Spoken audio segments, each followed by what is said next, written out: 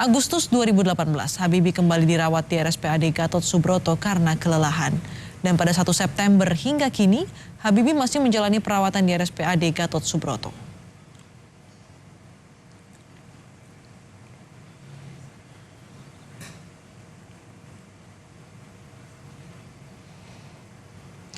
Sosok berprestasi di kancah internasional dan ilmuwan yang penuh inspirasi itulah yang menjadi kebanggaan dari tokoh bangsa Presiden Republik Indonesia ketiga, Baharudin Yusuf Habibie. Baharudin Yusuf Habibie lahir di kota Parepare, Sulawesi Selatan 83 tahun lalu.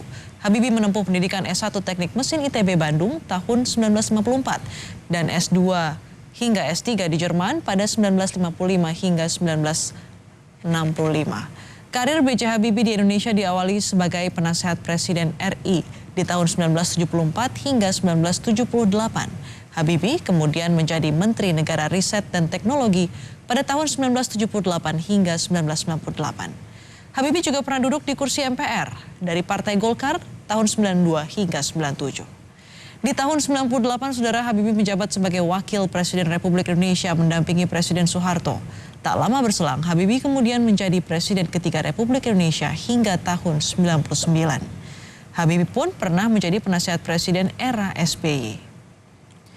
Karya Habibie ikut mengharumkan nama Indonesia di kancah internasional seperti diantaranya VTOL, Vertical Take Off and Landing, pesawat angkut DO-31, pesawat angkut militer Transall C-130 hingga Airbus E-300 untuk 300 penumpang.